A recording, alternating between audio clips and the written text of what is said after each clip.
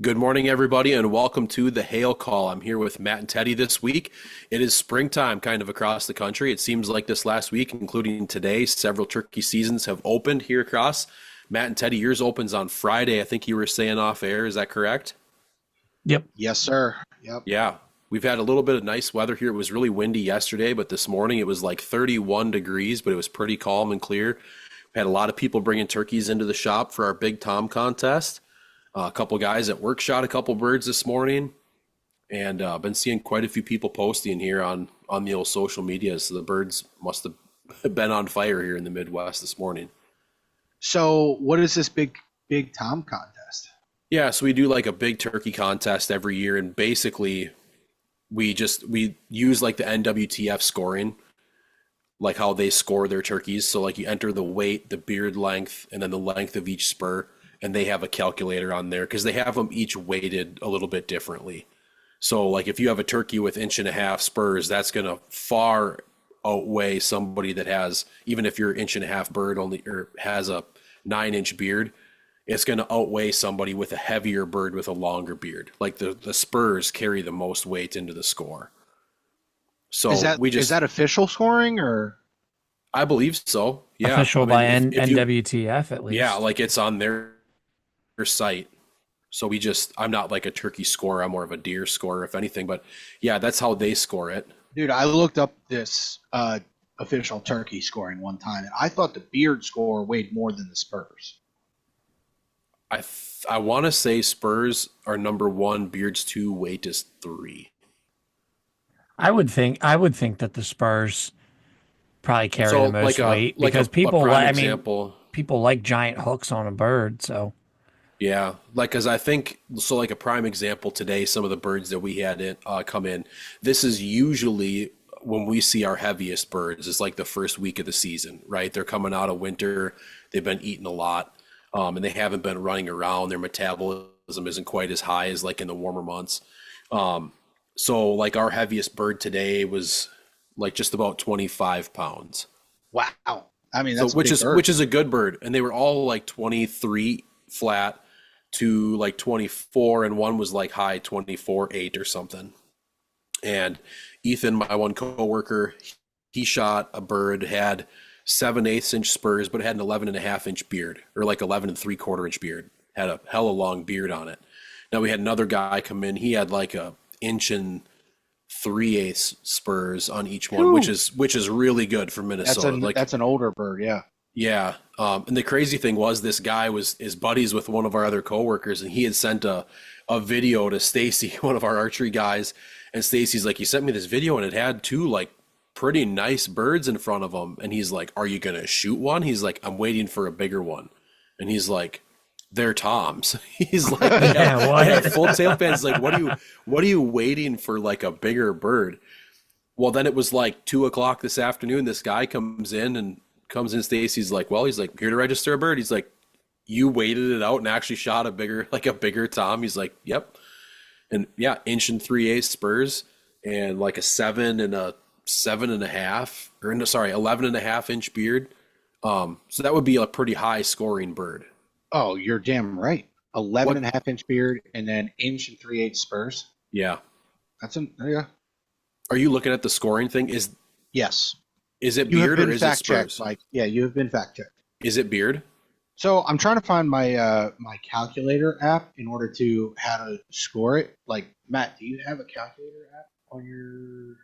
I want to go on the record to say that this is a podcast. We base this purely on opinion and very few facts. I You're looking for have, facts. You don't listen to a podcast to hear facts on stuff. It's pretty much all opinion. That's what makes podcasts successful. So- Teddy, it's 2025. I have a calculator on my phone, so go ahead. Okay, so you weigh your bird in pounds and ounces, and then you convert ounces to decimal form. Right. So I guess it's like 25 point, I don't know, 16 or whatever. Look, I ain't no math magician or nothing, but I don't know how to do that. And then you measure the spurs, and so an 1 3/8, which would be 1.375. yeah, would be 1.375, and you multiply that by 10. So 1.375 is 13.75. So what are you asking me to do? And Okay. then, nothing now. Okay. We're just going. And then you take the beard length, and for each beard, you measure it by length and multiply the beard length by 2, and that's the number of points that you get per beard. If you have an atypical bird, you measure the beard and convert them into a decimal, and then add those figures up and multiply them to birds. So if you have like So a the beard 4-bearded turkey, would be, like, okay, this one's 8 inches, this one's 6 inches, this one's 3 inches, this one's 2.5 inches, and then you add all of that up and then multiply by 2. Mm-hmm. So that would carry more weight than this. Yeah, a multi-beard turkey would be more weight. But if you had, and how I'm looking at it, like if you had a bird with a 10-inch beard multiplied by 2, that's worth 20 points then.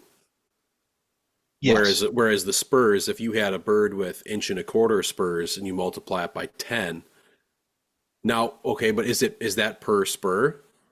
No. Because you have to enter both spurs. Measure each spur. Oh, yeah. Okay, So measure. Okay, that's how they tell you how to measure it, and then So that add is close. those spurs measurements and multiply it by 10. So it'd be like, so then it would be very close. I think the spurs would then, so if you had like a 1-inch spur times 2 would be 2 inches times 10 would be 20 points. Yeah. So 2 1-inch spurs is the equivalent to a 10-inch beard. Correct. Okay. So like, but if you had an 11-inch beard, it's worth 22. And if you had 1.5 spurs, it would, so they're almost equal. Yeah, so I mean, Really? it's even got a calculator here. So like, all right, if the bird weighed 25 pounds, is what you said. Yep. And we'll just say 0 ounces, and it had 2 1.375 spurs, right? And then the beard length was, Like 11.5. so that bird scored a 75.5. Yeah. And that's a better than average bird, I would say, according to their thing. Yeah. Now, where was it killed? In Minnesota. What county? Olmsted. Okay, that's Montana, North Dakota. Do you have the exact We had- GPS coordinates? I think it was honestly killed like in town, like right in Rochester. Okay, I so know we had a bird last year that this girl shot, and they brought it in, and that had a 12-inch beard, 2.5-inch spurs, and it weighed like 26.5 pounds. Oh, and hell. it was like whatever it was like 0.25 score. Now, granted, we don't have a certified scale, right? But we're using the same scale for everybody, so it keeps it the same. But it was like 0.25 off on score from like the state record. Did she win the contest? She did. Yeah, she was in the youth division, so she ran away with that. But then I think her dad shot one that was like almost just as big, and he ended up winning the adult division. Wow. I can't find the county. Yeah, man, Morrison, Stearns. Does that sound familiar? Yeah. Sherburne. Stearns is St. Cloud. We're in Olmsted. Olmsted. I'm just looking to see what the record is, because I looked at the record for some of the places around me, and it was pretty low. But like the thing is too, like you look at birds in different areas, right? And in different podcasts I've listened to about turkeys, like some areas just naturally have better spurs, and some areas have worse spurs. Like the best bird in Minnesota seems like it has 1.5-inch spurs, whereas like if you go down and it's a really good bird has 1.25 inch, it like 3/4 to 1 inch are pretty common. But if you go down to like where Corey's at, or you go to like parts of Missouri, it seems like almost every bird some of these guys shoot are 1.25 inch spurs. Like that's their average. I don't like how you can't find. But that'd be like a can't count. search That'd be the like county. that'd be like a county record though. It wouldn't be like a state record. All right, so you had the Big Tom contest. That's kicked off. Sorry, now That's kicked off. now- Coyote Teddy's Contest. fascinated. Okay, so yeah, we had our turkey contest. But anyways, yeah. So the weather hopefully will start to straighten up here. It's certainly only going to get warmer. I mean, 31 degrees when you're sitting in a turkey blind when the sun starts coming up is pretty damn cold. Yeah. But it is what it is. You know, I think my favorite time to turkey hunt is probably like mid-May. You go out and it's 45 in the morning. It's maybe a little chilly wearing a hoodie, and then it warms up in the afternoon. Yeah. Stuff starts turning green. Yeah. So spring has sprung, and it's turkey time. It's a fun time. Glad that we're into another hunting season to kind of Yeah. kill the lull that we had there for a couple of months. Occupy the mind for a little bit longer until there's no hunting to do and people go fishing and Fishing, get go to your the mind, beach. get your mind on the fall. Yeah, absolutely. Well, Matt, you're going to kick us off with this week's topic. Why don't you go ahead and read what this week's forum flashback is? Yeah, Brought to you by Flashback Decoys. I gotta close these tabs. Hold on a second. No, I'm just kidding. Go ahead. we got this week. We have a poll from June 15th of 2004, talking about what the best shotgun was. I don't think we've really talked shotguns too much on this on the podcast. Weird, because pretty essential tool that we use. But in this poll, they ran it. Seems like they only ran it for 4 days. They got 163 total votes. So not the largest sample size, but good enough for us to talk about and render our own opinions on. Among fairly avid hunters, right? Like if you're spending time on a forum, you obviously care more about hunting than just the guy. I mean, most people that I'd say the general population, even back then when forums were popular, never went on a forum. They just hunted. And I think it's pretty safe to assume that most of these guys in here have shot, multiple different brands and stuff, and are, qualified enough to give an opinion on what they like and what they don't like and why. So across the poll, they have a few different brands. We have Benelli, Charles Daly, Beretta, spelled incorrectly, but Beretta, Remington, Browning, Mossberg. They're not including Winchester on here, but I can see reading through a couple of the posts that there are some Winchester fans in here. But I think I'll go from the bottom up in terms of, so we'll go from least popular. Hold on. Let us guess. Okay, that's a better idea. I like that. Yeah, let us guess. So give me so it's a ranking system, right? They're ranking these. Is that what it is? Or are they just saying? So the poll, whatever had the most votes in the poll, we'll call that the top, obviously, because that's what the people that voted on this like the most. So the top ranking, there are 1, 2, 3, 4, 5. There are 6. So we'll start with number 6, and I'll give you the brands again. It was Benelli, Charles Daly, Beretta, Remington, Browning, and Mossberg. I'm going to put Charles Daly on the bottom. Ted? Which, to be honest, I think back in the day. Now, here's something for a lot of you listeners who might be thinking about how you would rank these for those of you that were born in this time frame. And for myself, I was a freshman in high school in 04. And that 04, 05 was kind of like when I started getting into hunting. And in like 05, I think was when I got my first like good goose gun. And I did a lot of research, so I kind of have my opinions. And I will say this, I'm sure a lot has changed, obviously. That was, 21 years ago? A lot has changed. Oh, yeah. A lot. I mean, everything has changed. So your 6 companies, just again, hit you with them. Charles Daly, Mossberg, Remington, Browning, Beretta, Benelli. Mm-hmm. Yes. Yeah, I'm going to agree with Mike. I'm going to say Charles Daly is on the bottom. That would be correct. Had 1 vote. And back then, though, like Charles Daly, and I'm actually kind of surprised at that, there was actually a lot of people, that was like one of your first affordable, like entry-level shotguns, like those and Stoger's. And back then, I think their quality was a lot better. Like right now, we have a Charles Daly rep that comes into our store, and my gunsmith, like literally about laughs him out of the store. Like he just hates Sure, them. that makes him feel great. Yeah. Like, and that's just, the trouble is and even today, there's a lot of guns that are like very okay.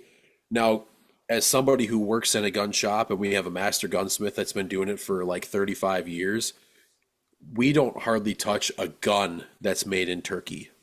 If somebody brings in a gun that's made in Turkey, it's rare that we even will buy it outright, take it in on trade. Just it's so hard to get parts. And like I was gonna say why is that? The quality is just not really that great. Now, Okay. it isn't that overseas made shotguns are bad. Like the Turkish guns specifically seem to be the worst. And that isn't just shotguns, that's kind of like any gun. Okay. But now you start talking about like your Italy guns, that's where like your Berettas, your Benellis, like that's where they shine. Like your European made guns. So Very European. It's very modern. Turkey seems to be like I mean, if you're going to the store and you're buying a semi-auto for $500, it's probably from Turkey or somebody mismarked it. Now, disclaimer, that's not saying you might not get a gun that works well for you that's from Turkey. Certainly there are some guns out there that are good, but generally speaking, that is. Okay, so number 5 out of all of those. Ooh. I'm going Mossberg.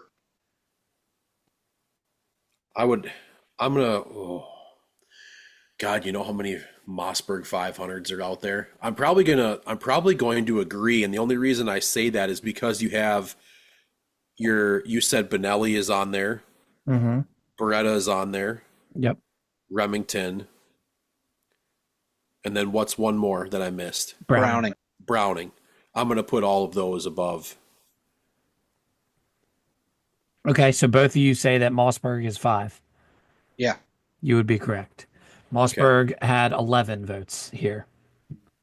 Now this is where I think it's going to start getting interesting. And I'm just trying to think of like brand popularity for this time frame, right?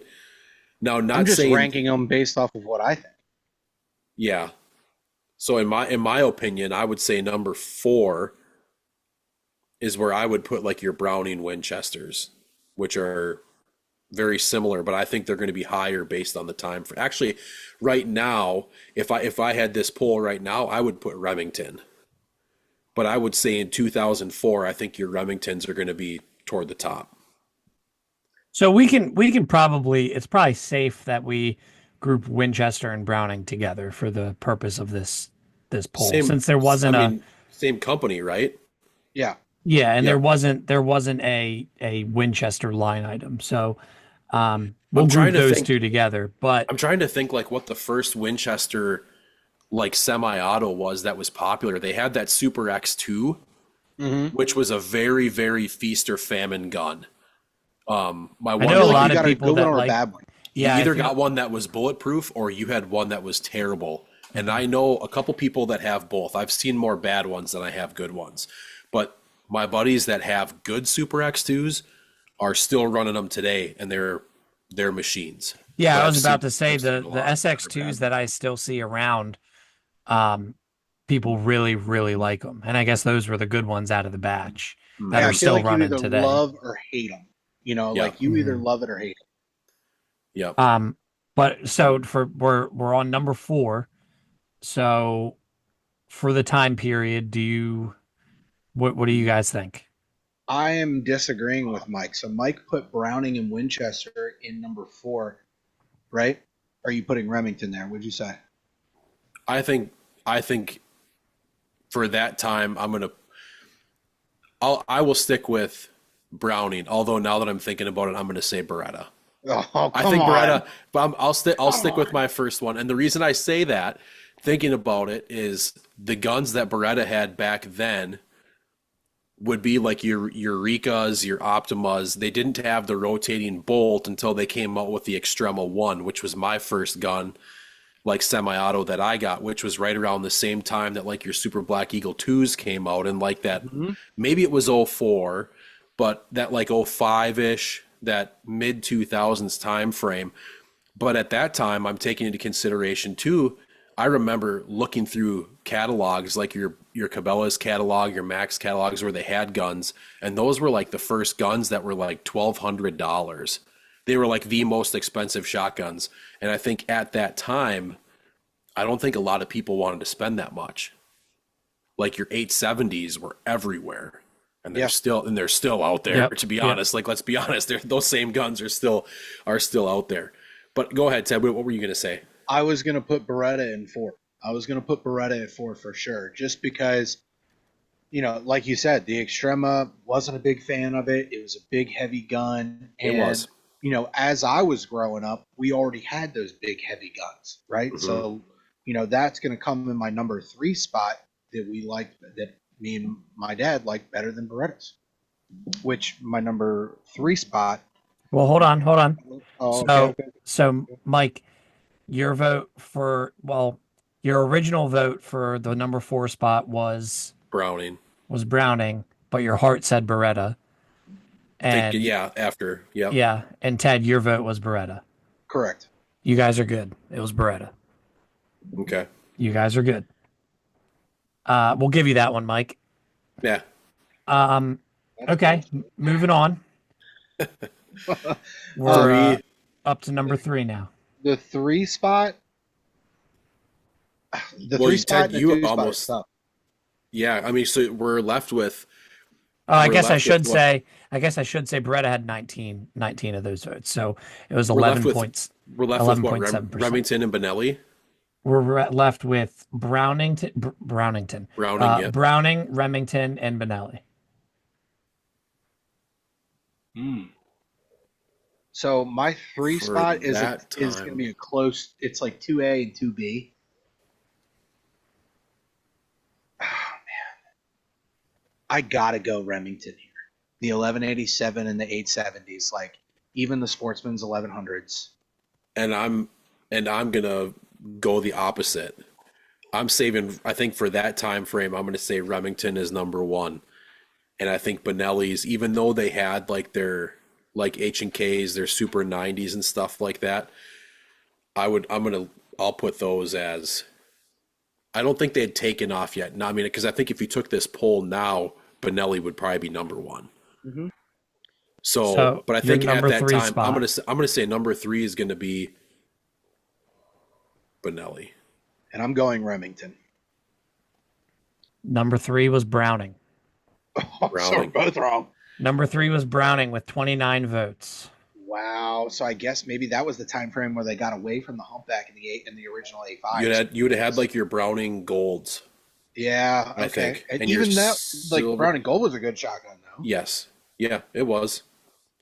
Yeah. I Yep. mean, wow. Okay. Well, I've already used Browning, and I've already used Beretta, Same. I haven't. I used Remington and I used Beretta, so I'm putting Browning at 2 and knowing that I'm wrong.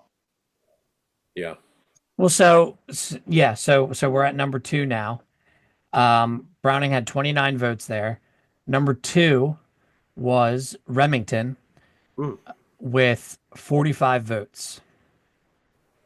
And then number 1 is Benelli. It is. So Okay. There a big jump between 2 and 3 there. Browning had 29 votes. Remington had 45. Okay. Well, so I mean, Benelli had already been working their way up then. Yeah, You know, and it's- Benelli's so at the so top I'm- with 58. And mean, Well, the Super Black Eagle won. yeah, and that's what everybody in this Yeah. forum, Super Black Eagle. Sure. And that was like just a year or 2 before my time. Like when I was, I wasn't even really into waterfall hunting at that time. Super Black Eagle 1 debuted in 1992. So What it had was been that? around. Was that called just a Super Black Eagle 1? Or I was think that it was I think they just called it the Super Black Eagle. And then once the Super Black Eagle 2 came out, What's the everybody started Super- saying the SBE Super 1. Black Eagle 2 came out in 2003. Oh, okay. So it was a couple years before what I was thinking then. I gotcha. Yeah, Realtree put out a hunting article in 2021 saying it's what most people consider the greatest semi-automatic shotgun ever made is the Super Black Eagle 1. Funny it came out in a Realtree pattern. That Yeah, was, I know, I mean, right? that was like when Max, what was it? Shadowgrass was big then, and Max 4 came out like right in that time frame too. You love talking camo patterns. I do. And I used to, That could be a good topic. I mean, it geeks me out, and to be honest, it still kind of does. I We like always I talk like camo patterns. I like camo patterns. I mean, what All else right. do we have, right? You got to choose your brands. Well, okay, so you've got the list. So run down the list again, 1 to 6. Okay, so in the number one spot was Benelli, followed by Remington and Browning at number three, then Mossberg, followed by Beretta and Charles Daly in last. All right, Mike, Matt. I got 2 questions, but the first one is give me your top 3 shotguns of all time. Top three of all time. Well, I think a Super Black Eagle 2 has to be on there. And for myself, I've always been a Beretta. Like I've kind of been a Beretta guy. So that was the first shotgun I got was a Beretta Extrema 1. Had that, and then I kept it. I won't get rid of that. Still have it. Then I got a regular A400 the year that those came out, Mm-hmm. which would have been, I think I was in college. And So that you- the you one that and I Kyle had are was Beretta guys. yeah.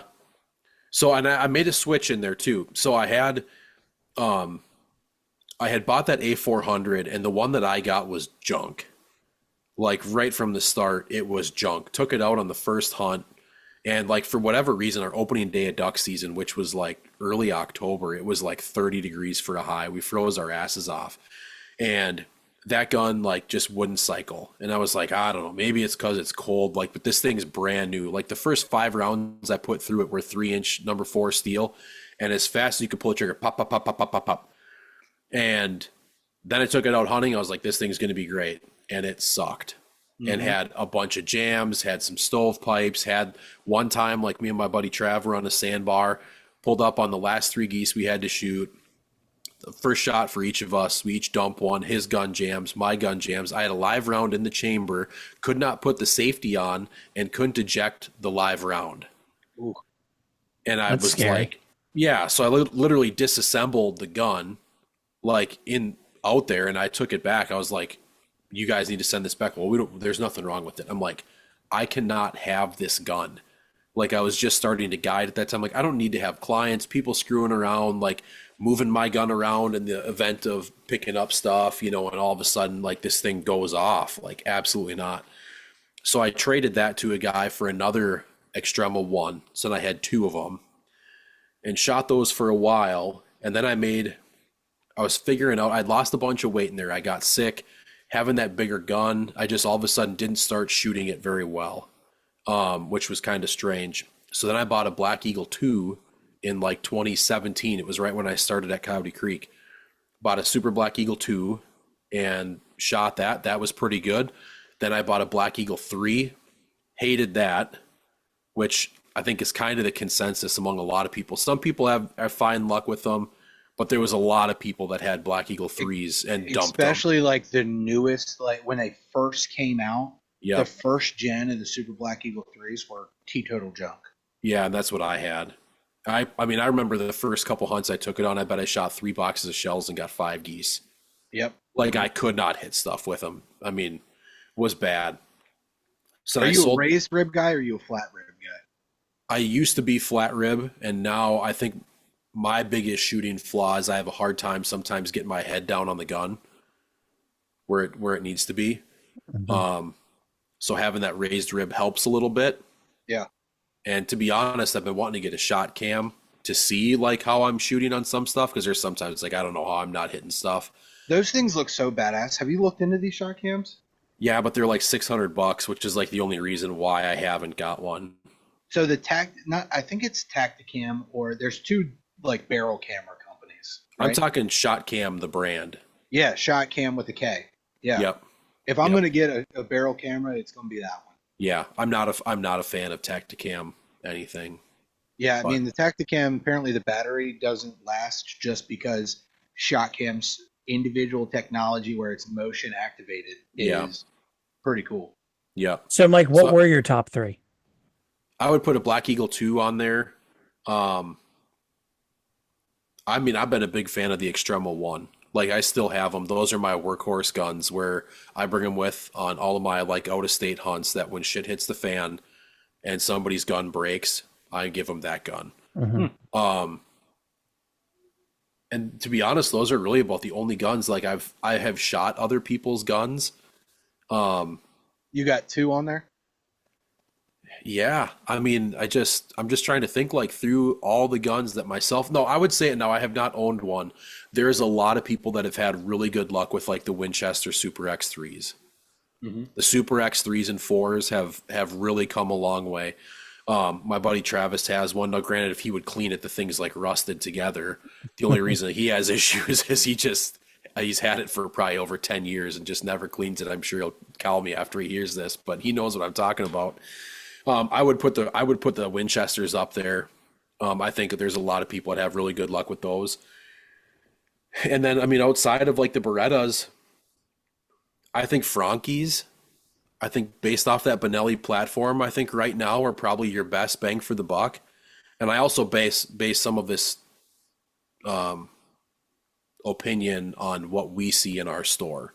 Yeah, I was gonna say you probably Yeah, have. when we're working on a ton of guns and talking to our gunsmith, like he loves Benelli's. He likes the inertia system. You know, he doesn't like the gas guns as much because they get a little bit more dirty.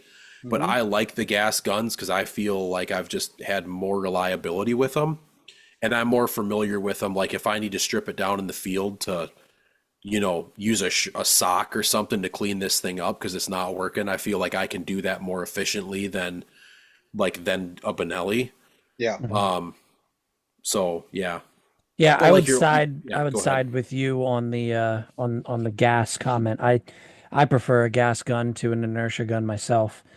And I just for that, I'm just more familiar with them. I think that like they are dirty, but dirtier. But I think like the reliability and the user friendliness of them is a little bit better in my opinion.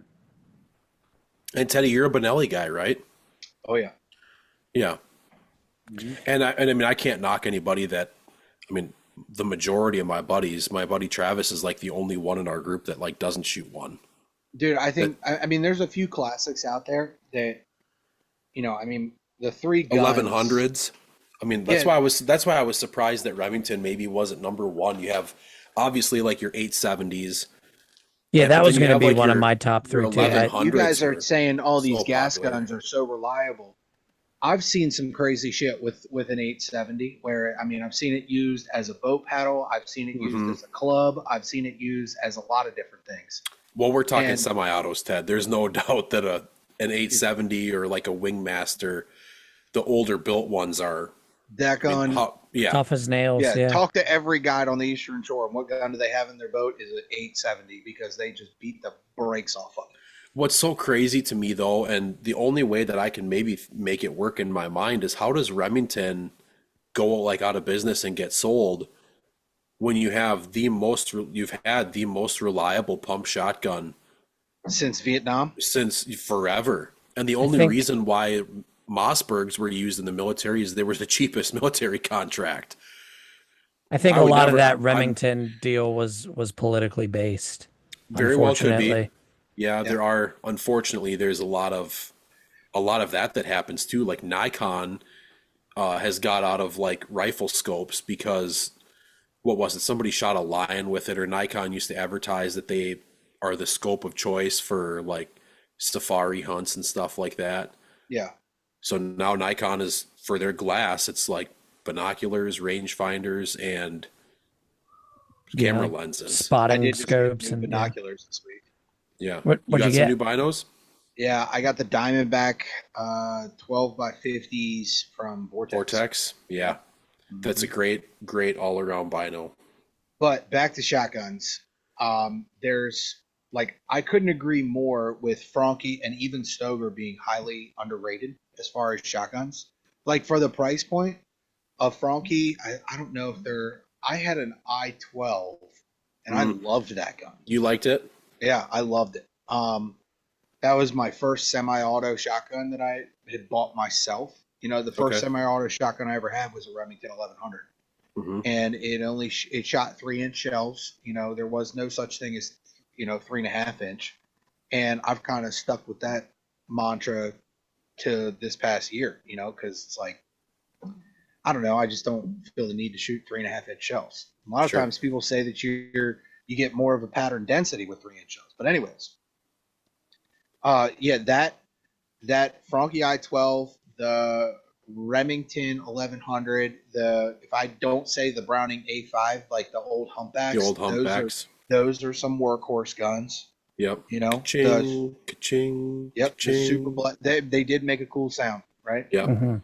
The Super Black Eagle 2 is obviously one of the top guns, but a couple that get overlooked in the Benelli model or line is, I love the M2. I shoot that today. Like the Benelli M2 3-inch gun is a phenomenal gun. Absolutely. Yeah, I mean, you're saving yourself $600, $700, $800, right? It's an $1,100 shotgun, and you can find their non-comfort tech models, or at least you used to be able to. Like I used to see, Dunn's Sporting Goods, a couple other places. Like at the end of the year, they would sell Benelli M2s for $600. Yep. Yeah, you can find them on good sales every once in a while. Yeah, and to be honest, if you're shooting a semi-auto gun, you don't, and it's a 3-inch only, 2 3/4 or 3-inch, you don't need the comfort tech. It's not going to beat you up that bad to begin with. No. So, and that's what you pay for, in the higher end M2s, you're paying extra for that comfort tech stock. Same thing with some of the Novas. They have the Benelli Novas with the comfort tech stock. Yeah, garbage. And I'm not a Nova fan. Me Some either. are good, more are bad, kind of thing. Again, if I'm going to have a pump shotgun, it's going to be an 870. Yeah. Yeah. I would say aside from, I've seen 2 Benelli Novas blow up. 3. I've seen 3 of them blow up. They're just rattle traps. That front stock, you could rattle in a deer with it. And I've seen the stock. I've seen 2 Benelli Nova stocks just snap in half. Sure. You know, and you're just like, I'm not even sending this back because I'm never going to shoot it again. Right. Yeah. And then what was the other one? Oh, there's 2 of them. They're the last one, the one that I don't own that I've shot before and I've seen shot. The one gun that I really want to buy is a wood Benelli Montefeltro with a flat rib. Okay. But I haven't bought it yet because I've been, I've always had a raised rib, so that's kind of what I'm used to. Yeah. But if I get another gun, it's going to be that Montefeltro. Okay. Yeah. I'd say my top 3. So I'm kind of like you, Teddy. One that I haven't hunted, or that I don't own, but I've hunted with, would be an M2. Just the times that I've hunted with those, I enjoy those. It's probably going to be the next gun I buy. I know we're talking semi-autos, but in terms of ones that I own and I've hunted with, 870 is up there in my top 3. But my workhorse that I hunt with all the time is my Browning Silver. And I have an A5 too, but I prefer that Silver way more than the A5 for whatever reason. I just seem to shoulder and shoot that one a lot better.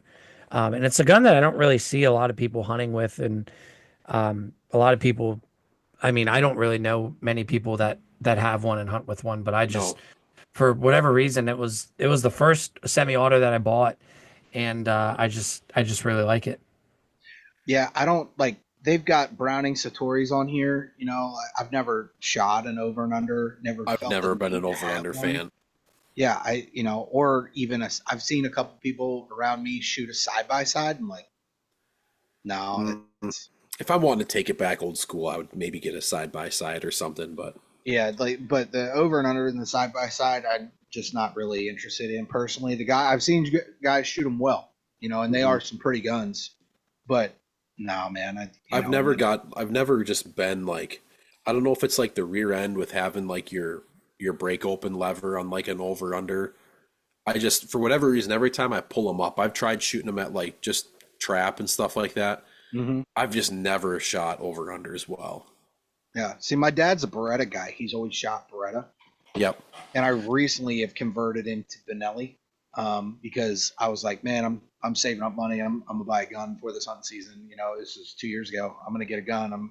He's like, what are you gonna get? I was like, I'm gonna get a black synthetic Benelli M2, and 3-inch gun. That's what I'm gonna get. And then like 3 weeks later, he comes by the house and he's like, here, look what I got. And he had an M2, and I'm like, this motherfucker. Yeah. But And that's where I blended the two. I liked having the raised rib on the Benelli. So like the two guns that I hunt with the most are like the A400 Extreme Pluses. So it's the Beretta platforms, but with that raised rib. I really like those. he could never shoot. He liked the Berettas because for some, I guess I don't know what's going on with his finger guard, but it always would jam his finger in the finger guard with some of the Berettas. So On the Beretta? or no, on the Benelli. Benelli, yeah. And that's so I've had people say that, and if you look back on like all the old on the old foils videos, Jeff always had his middle finger on his shooting hand was always wrapped with tape. And it took me a little bit to figure out like what it was. But when you're shooting, and he was sponsored, I think, by a Winchester, and I think was always shooting a lot of like Supremes and like 3.5s. Mm-hmm. And I had this older guy that I used to work with, and he used to go up to the firing lines to shoot geese in northwestern Minnesota. And he bought some of those Remington Hypersonics, those 1700s. And he's like, oh, I bought some, he's like, came back. He's like, God, he's like, I unloaded my gun 3 times the one day. He's like, I had to quit shooting. My finger hurt so bad. He's like, I think I was pumping so hard that I was like, well, what shells were you shooting? He's like, Hypersonics. I was like, the hardest kicking shell made. I was like, that's not from you pumping. I was like, it's the recoil, the back of your trigger guard is racking you in the middle finger. Oh, yeah. Mm-hmm. And a lot of guys on the Benellis, they have more of a straight rear end on their trigger guard that when your finger is there, like it slams into your hand. Yeah. And I've had that a little bit, like dumping mag tubes and stuff, a 3.5. It's like, yeah, you can feel it on your finger if you're not gripping the hell out of the gun. If you're getting any movement out of the gun when you shoot, that's what causes that. Yeah. But although you normally don't feel it till after you're done dumping. Correct. Yep. Yeah. Yep. I don't know, man. I know that there's one, I don't necessarily regret it, but if I could go back in time, I wouldn't buy this gun. And I fell for the marketing. And it was that Benelli Super Vinci. Do you remember that? Where you just press a button and the whole thing pretty much just comes apart. I have a buddy that has a Super Vinci, and he's had good luck with it. Now, granted, I think the rear stock twisted, I think, on his a lot. You get that on some like guns where the butt stock will twist sideways if you don't have it tight.